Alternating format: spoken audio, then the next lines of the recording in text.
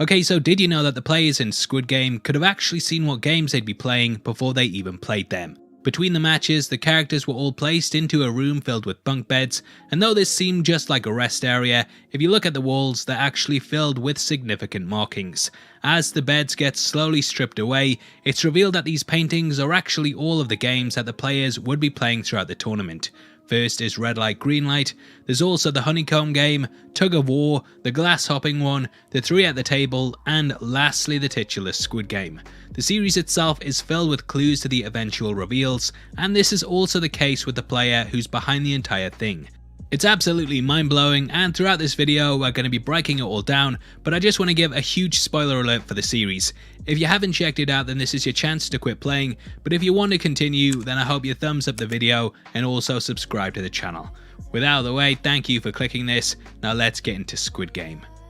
Okay, so at the end of Squid Game, we learn that it was Il-nam all along. The final episode reveals that he invented the games as a form of entertainment for him and his rich buddies who had become bored with life. We learn that he had actually got involved in the one that we see in the show because he was dying and wanted a final bit of fun in his life before it was too late. The ending was absolutely incredible, and the scene had Ji-hun saying goodbye to the character as he lay on his deathbed. This last meeting actually reflected their first one, in which he too encountered the character as he sat in a bed. It was a pretty big twist that pulled the rug out from under your feet, but eagle-eyed viewers might have spotted early on that there were several clues pointing towards his true identity. Now the first one is that he is number 1, the very first player. If we look at the subtext of the series, Ji-hun is the final number, and throughout we watch as he very much works his way to first place, aka Il-nam. In the final episode, he's left as number 1, he inherits a large portion of the character's fortune, and comes face to face with him in one of the final scenes. 1 is symbolic on a number of levels, and because it's the first place, it also hints to us that Il-nam is number 1 and that he's the one controlling everything. In episode 5, Hwang Jun-ho sneaks through the compound, and he eventually finds a storage room with files on all of the games that have happened over the decades. Upon opening the 2021, the first player there is actually number 2, and Il-nam's profile is completely missing. There is no file for number 1 because he doesn't need or want to keep a record for himself.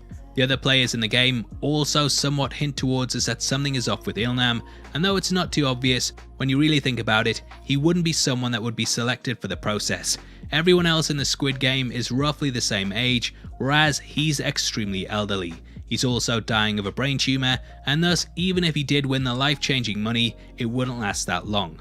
Though he gives his reasons as to why he wants it, from what we know about the games and the players that have been selected in the past, they're all roughly between 20 and 40, and he's a complete outlier in all of this. Now the games themselves are also major giveaways too. Throughout the series we watched as he said they were all things that he'd played as a child, and in retrospect it becomes blatantly obvious that he selected them himself because they're what he knows. On repeat viewings, it's clear that each of them are something that he not only played as a kid, but they're also things that he's very good at. Now the first thing they play is red light, green light. Whilst the other players are absolutely terrified for their lives, he gleefully struts about whilst the Terminator's back is turned, and even stops before it looks back to face the crowd. He knows all of the lyrics to the song that the machine sings, and therefore knows to stop in advance before it ends and turns back around. If we look at the clip of the targeted players, you might also notice something different about him. The one directly to his left and all of the other ones to the side have a slight green overlay that appears over the top of them. If we look at the players to his right, outside of the girl crouching down beside him, this is also the case too. Everyone other than him in this girl's tracksuit appears slightly green, and I believe that this machine sees him without the glow because it's been programmed not to shoot him. If this theory is right, then he also has a protective ring around him that stops the machine from firing at people in his vicinity in case it misses, and that's why the girl to his right is also safe too. Immediately after this game, the players decide to cast a vote on whether they should end the tournament or not. He is the one who makes the choice in the end and casts the deciding vote to end the game. This subtly shows his power over the entire thing, and I actually think that he carried this out for a specific reason. He wanted to give the players a chance to walk away from it all knowing the stakes, and if they came back then that would ease his conscience slightly as the choice was theirs. Now cut to the honeycomb game, and Il-nam ends up choosing the star. Though this seems like a very complex shape, there's not actually any bends in it like the circles or umbrellas. Though you might think it's easier to have the triangle's lines are longer, whereas the stars are shorter, so there's less to cut through before you hit an edge. Being completely honest though, yeah, the triangle is a pretty easy shape too, but Ilnam didn't exactly have one of the difficult ones either. Now next we jump to episode 4, in which a fight breaks out during the night. Throughout, Ilnam hides away from the carnage up on one of the bleachers, and he ends up begging for the fighting to stop. Even though up until this point it seemed like the front man was completely in control, he immediately sends the guards in because Ilnam requests it. Another clue is that his bed is the only one that isn't flipped, and this is because the guards likely know who he is. Next they play a game of Tug of War, and because of their players it seems like Ilnam's team are about to be sent to their deaths. However, he is the one who tells them how to win, and because of his guidance they easily beat the much stronger team.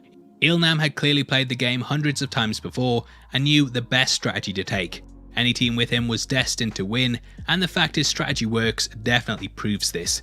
The final game in which he takes part is the marbles one, and this also has a lot of clues in it. Throughout it, it seems like the character is struck by dementia, and he constantly walks around looking for his house. This game not only pulls from his childhood, but the area does too, and unless the Squid Game organisers were psychic, then they'd have no way of knowing what his home looked like. Throughout the episode, everything he says is brushed away as the ramblings of someone with the disease, but knowing what we know, it becomes all the more obvious that he's in control. In the end, he seems to find his home, and personally I believe that this is a perfect recreation of it. He's giving the game away because throughout the entire season he's letting us know that all of the challenges and environments are based on things from his life. He lets Ji-hun win, and the character is then seemingly killed off camera, but we know that isn't the case. If we look closely at the gate that Ji-hun has just walked out of, we can see that he's no longer there, and though the rest of the court is filled with bodies, his is completely missing. Now knowing what we know, a question you may have is why did Ilnam end up leaving the game at this point when he was still invested in playing? Well, the next game is the deadly hopscotch one, and this is by far the most unpredictable of the lot. If he didn't end up getting put in last place, then there would be a danger that the person behind him could push him to his death, like what we see in the episode. There's also the possibility that due to his brain tumour, he may have forgotten along the way which glass to step on, and he simply couldn't risk it. Now that is of course a theory, but overall, going back and knowing what we know, I actually think the series becomes better on a second watch.